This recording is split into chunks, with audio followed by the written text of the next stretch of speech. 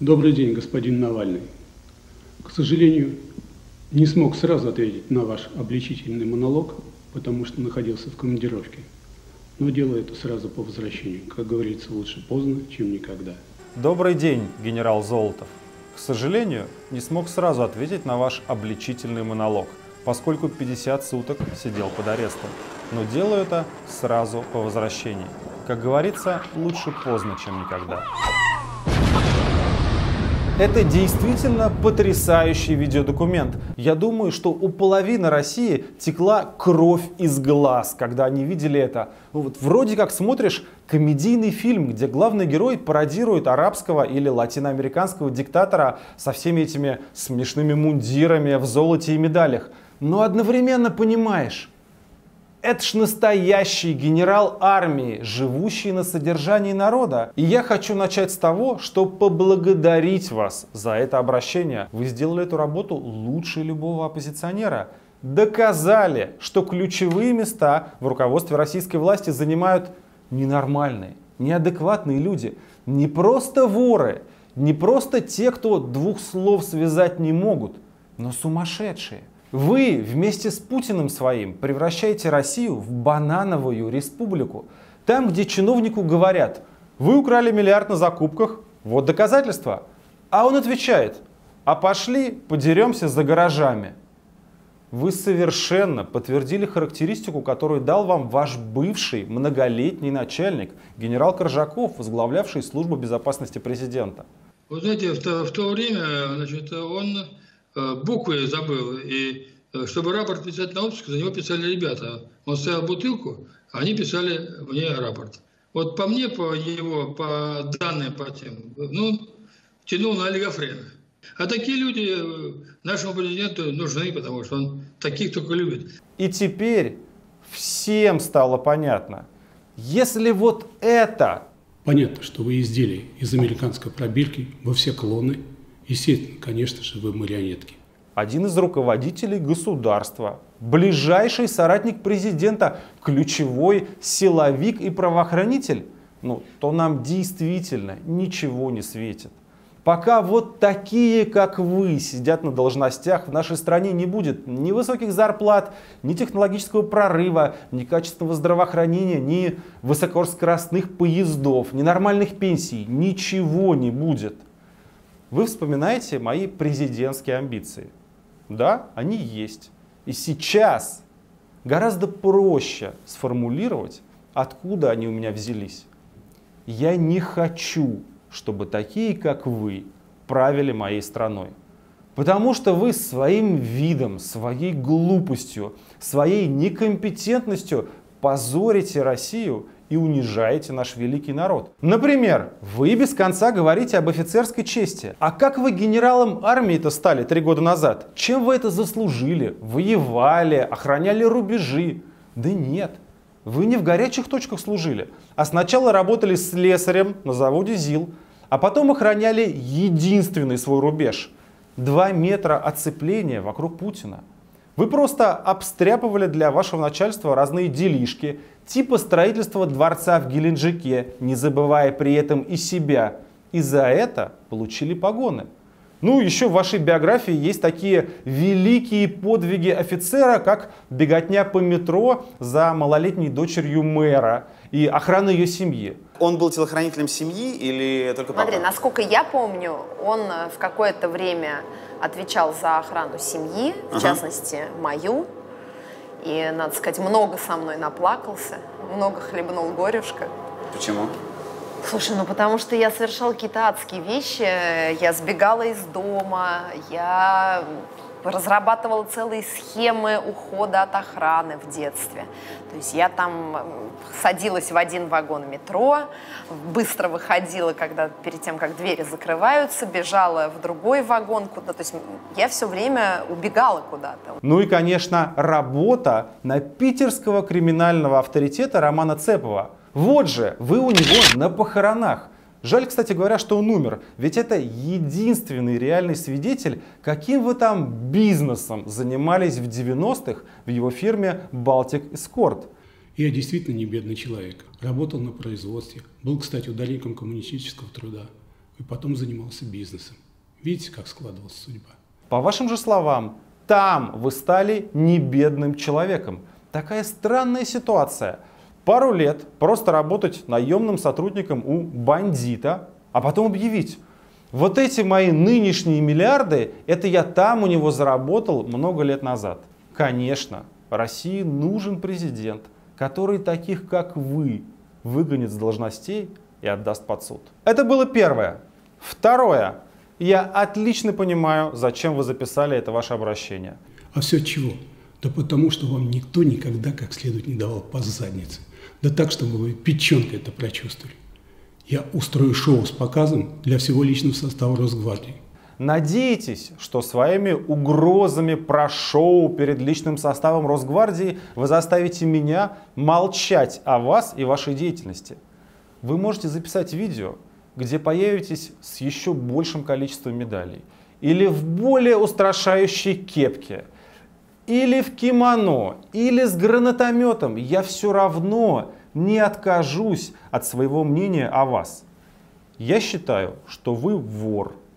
Я считаю, что вы обкрадываете и государство, и народ, и конкретно ваших коллег по Росгвардии. Я считаю, что вы причастны к убийству Бориса Немцова. Его убили ваши подчиненные в тот момент, когда они находились в официальной командировке с табельным оружием. И вы сделали все возможное, чтобы реальные организаторы и заказчики убийства ушли от ответственности. Я считаю, что ваша семья живет на грязные коррупционные деньги. Вы просто ходячая иллюстрация того, что такое незаконное обогащение. Давайте сделаем простое упражнение. Я буду задавать вопросы, а вы отвечать. Каким образом ваш сын Роман в 23 года купил 88 соток земли в Барвихе? Он на это потратил не менее 5 миллионов долларов. А за год до этого ваш 22-летний парень купил себе еще и 160-метровую квартиру в Москве. Откуда у него деньги на все это? Накопил, экономил на обедах в студенческой столовой. Давайте взглянем на рублевские имения вашего сынульки с воздуха. Целых 88 соток, почти гектар земли в самом дорогом месте Рублевки. Хозяйский дом площадью 670 метров, он окружен другими строениями. Тут гостевой дом, гараж, беседки, ландшафтный дизайн, пруды, все как полагается. А вот участок его соседа, гораздо более солидный, 1,3 гектара, дом 900 квадратных метров. Знаете, почему он нам интересен? Потому что это дом вашего зятя, мужа вашей дочери, Юрия Чичихина. С 2004 года он там землю скупает. Как там, Виктор Васильевич? Есть какие-то комментарии? Ну, поясните уж народу России, откуда ваш сын и ваш зять уже в начале и середине 2000-х располагали десятками миллионов долларов. Дочка ваша, Жанна Викторовна Золотова, и не бизнесмен, и не ударник коммунистического труда, в отличие от папы, но умудрилась же себе купить квартиру 500 квадратных метров на Ломоносовском проспекте. И нашлись же у нее откуда-то чудесным образом 350 миллионов рублей. Ну а сами-то вы, товарищ генерал Золотов, вы-то сами кем себя возомнили? Вот уж если говорить о капюшоне собственной значимости, Вы так раздуваете капюшон собственной значимости. То ваш раздулся до каких-то исторических масштабов. Смотрим на экран. Это опять Рублевка, вот считанные метры до резиденции Путина в Новоогарево, деревня Кольчуга. Здесь, среди высоких деревьев и густого леса, мы видим уже вашу личную дачу. Может быть, с воздуха она не выглядит очень шикарной, но ее ценность вовсе не в стеклянной крыше или бассейне. На площади больше, чем в гектар, есть основной дом, дом для гостей и служебные помещения. И то, что вы видите, на протяжении всех лет существования СССР было чуть ли не главной дачей руководства страны. Там жили Микоян, Дзержинский, Ворошилов, Орджоникидзе. Нарком Микоян здесь жил дольше всех. Это имение, окруженное кирпичным, красным кирпичным забором, почти как Кремлевская стена, мы шутили. Ну, конечно, не таким, но типа такого. И вот когда мы туда переехали, мне было 5 лет, это 27-й год, я, конечно, помню мало, но по воспоминаниям знаю, там жило очень много людей. Они были на особом положении. Во-первых, охрана. Во-вторых, обеспечение питанием, продуктами и так далее. Но это все было в ведении вот НКВД. Когда отец выведен был, не был уже членом Политбюро, переселили на другую дачу, тоже приличную, но другого класса уже, так сказать, другого порядка. И вот удивительно, он отработал в правительстве СССР от Ленина до Брежнева, но даже у него не хватило наглости забрать эту госдачу себе. Она осталась в госсобственности. И после Дзержинского она осталась государственной, и после Ворошилова. Но тут пришел же самый великий государственный деятель России за последние 100 лет, генерал армии Золотов, и хапнул эту госдачу в личную собственность. Как вы это сделали, я не понимаю, но факт остается фактом. Этот исторический объект теперь навсегда находится в частной собственности охранника Путина. Всякие Дзержинские и Микояны — это просто мелочь на фоне такого великого Золотова. Говорят, что когда во время президентских выборов Ельцин думал о возвращении потомков Романовых в Россию, на роль императорского дворца на Рублевке подобрали как раз дачу Микояна в Зубалове. По слухам, там даже сделали евроремонт, а прислугу обучили правилам общения с монаршими особами. Посмотрите исторические фотографии интерьеров этой дачи. Судя по воспоминаниям родственников Сталина и Микояна, которые проводили там все детство, на даче были итальянские витражи, мраморные лестницы, камины и даже барельеф Мадонны с младенцем. Но вот сейчас на этот барельеф Золотов вешает свою золоченую суперфуражку. Оглядывает это все и думает: мое. Кстати, оглядывает он и вот этот соседний участок рядом с домом. Не чужие за забором люди, а родной зять. Участок в 35 соток в собственности у Юрия Чичихина. Генерал Золотов, я могу долго задавать вам вопросы о недвижимости вашей семьи. Квартира 180 метров в Геленджике. Дом и большой участок земли на Валдае. 170-метровая квартира в элитном жилом комплексе на Якиманке. Это все тоже лично вам принадлежит. Всего недвижимости вашей семьи мы насчитали на 3,5 миллиарда рублей. Абсолютно правильно вы говорите, что я интересуюсь вашей декларацией и машу ей как тряпкой. Вы очень озаботились моей декларацией. Уже несколько лет вы машете ей как тряпкой. Я этой тряпкой вас гоню с поста главы Росгвардии из госслужбы вообще. Я считаю, что вы лживый лицемер. Несете в своем ролике какую-то ахинею про Порошенко. Как, например, сейчас сделали Навальный на Украине. А теперь один из Навальных по фамилии Порошенко делает себе запасную базу в Марбеле. И что кто-то мотается по Прибалтике. Посмотреть на вас, такой мотайтесь все по Прибалтике. Там где-то встречаетесь, тайный союз мечей орала. Да у вас внуки живут и учатся в Англии. И непонятно на какие деньги.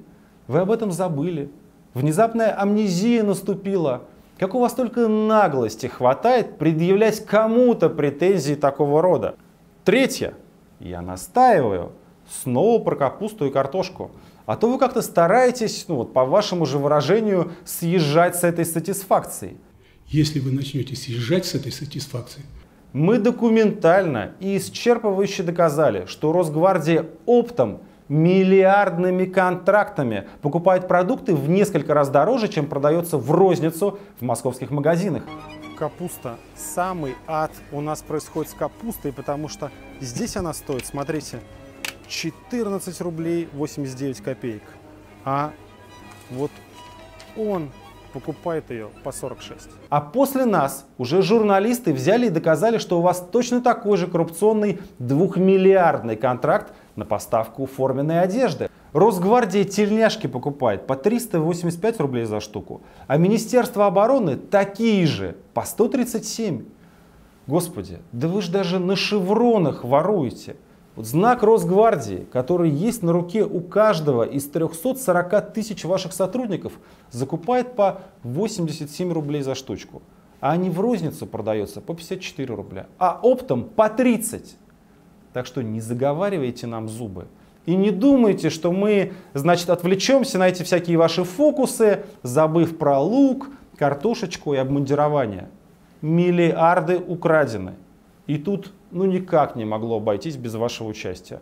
Очень похоже, что есть прямая связь между безумно дорогой капустой и 500-метровой квартирой вашей дочери. Видите ли, это не ваши деньги, это деньги всей страны, это деньги тех родителей, которые своему ребенку не могут сделать платную операцию. Ну и, наконец, про вызов на дуэль. За это я вам благодарен больше всего. Это подарок не только мне, но и всей стране, потому что теперь вы не сможете отвертеться от того, что вся ваша воровская группа боится как огня. Уже 19 лет все от вас этого требуют. Но и Путин, и Медведев, и Единая Россия, все наотрез отказываются, категорически отказываются это делать. Ну, раз вы решили возрождать замечательные традиции, Нам же никто не мешает вернуть хотя бы часть тех замечательных традиций. то знаете, что вид дуэли и оружие выбирает тот, кого вызвали. Я ваш вызов принимаю и, как полагается, выбираю место и оружие. Наша с вами дуэль состоится в виде дебатов в прямом эфире Первого канала, или Второго канала, или любого другого федерального канала. А если они почему-то откажутся, ну то на этом YouTube-канале, где их все равно посмотрят миллионы людей. Как и предполагает кодекс, я даю вам неделю на размышление. Шлите своих секундантов или что еще там вам не хватает для сатисфакции. Время пошло.